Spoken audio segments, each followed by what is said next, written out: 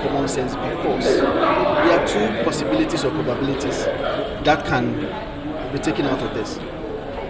It is not enough to say that appointments were made after 7th of December, so ab initio, such appointments should be seen as ultra-virus. No. That cannot be the only conclusion. There are two conclusions. One, first conclusion is that it is possible that those appointments can be seen as ultra-virus or they are null and void. It is also possible that those appointments went through the proper procedures only for the appointment letters to be issued after 7th of December. So two scenarios, the National Service scenario and the Senate scenario. In 2016, I was with the National Service Secretariat. At the time, the Honorable Pesa White was the Executive Director. I had the occasion to even issue a statement in 2017 cautioning that those district directors that have been given appointment letters cannot properly so-called be district directors because they did not go through the proper procedures as has been enshrined by the Public Service Commission. The Public Service Commission itself had the occasion to speak about it, that indeed it did not go through the proper procedures. Lawyer Edwoji Tamako had the occasion to also represent some of these affected persons in court. He lost in court because obviously in court he was not able to prove that indeed these persons properly went through the procedures that has been laid down in the Public Service Commission. The other case is the Senate.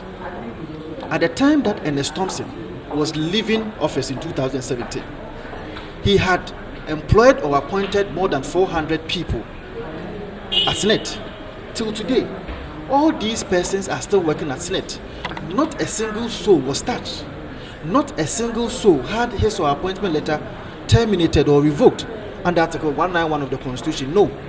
It is because the latter went through the proper procedures and the former failed to go through the proper procedure. Let no one deceive you that it happened in 2017, and so if it is happening now, it is okay. Let no one also deceive you that because Assafuah mentioned that, when he is given the opportunity, or when the MPP government is given the opportunity, all those last-minute appointments will be terminated. Yes, that statement is a truism yesterday and it's a truism today. He meant that appointment that did not go through the proper procedures will have to be terminated. And so it is not possible, it is not true for anybody to think that this is something that happened in 2016 or 17, and so if it is happening today, it is okay. No, that cannot be the case. They say that even recruits into the police service were sent home in 2017. What do you say to this? Well, I have not seen any evidence to that effect. But let me run you through the proper procedures in making sure that someone is, as it were, given an appointment properly so-called under the laws. First and foremost, there should have been a financial clearance. It is the basic thing that should happen before any appointment letter or whatsoever is issued to anybody. After the financial clearance, there should have been an advertisement. That advertisement will have to run for about two weeks to about 2 months, depending on the situation. Now, how can anybody conclude that we use 1 month from 7th of December to 6th of January to, as it were, give appointment letters to people? It cannot be the case because the advertisement process alone takes time.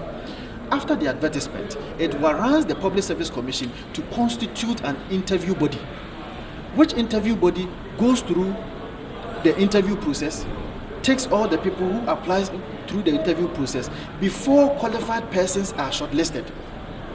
After these qualified persons are shortlisted, then it warrants an appointment letter to be given. So it cannot be okay for anybody to say that because appointment letters were issued on the 6th of January, even as late as 6th of January, it is wrong. The point I'm making is that two things happen when appointment letters are given after 7th of January. First, it is possible that ab initio it is ultra-virus. Second, it is also possible that it went through the proper procedure only for the appointment letter to be given from the 7th to the 6th of January. So it is not okay, it is not normal for anybody to just conclusively say that because appointment letters were given on the 7th of December or after the 7th of December, it means that it is ultra virus. For clarity, you are fighting for those who went through the proper procedure to secure their appointment. Absolutely. Because we told some didn't even go through interview. Absolutely. So I am not aware of those who did not go through any interview. It is coming to me as a shock that it is not only persons who were given appointment letters, even persons who have been in the service for about 10 years, 15 years, seeking for transfers, seeking for promotions.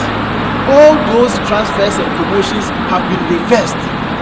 And I've given an affidavit, if like an evidence, on my Facebook wall of the letter from the local government service that transfers and if you like promotions that happened after 7th of December has all been reversed. We cannot live in a country like that. We should remember that the intent of the framers of the Constitution was that the term of office for a president is 4 years. It did not say 4 years minus a month or 4 years minus 2 weeks. It said 4 years. So anything that is validly done, that goes through the proper procedures to happen, is valid under the laws of the Republic of Ghana. It cannot be negated by the mere fact that there has been a change of government. That is not constitutionality. That is autocracy. When should we see you in court finally? Well, I have received a number of complaints from the general public. You can see how devastated some of them are. And I think that this is the time that they need that voice. And so, as we speak, it is only Ghana Water Company that I have seen that they've issued a statement that such persons cannot continue to be working, or if you like, their appointment have been terminated. In fact, if you look at the Ghana Water Company letter very well, they even, as it were, disobeyed the directive and went beyond the December and did November. If you read the letter well, they have disobeyed the directive of the presidency. They are even doing November. Clearly, there's a case to answer. So, prospective people who are going to be affected from the various agencies, in future, the coming days, we are going to see. And those persons, I'm sure, will contact the number and the email that I put out. Now, I have about 60 people who have called and given their information to me. In fact, from here, I can give you all the details in my office. But I am hoping that in the coming days, we should have a number of them so that we can represent them ably in court. Finally, Special Prosecutor declaring Kenneth Wanted. Did they come to us as a surprise?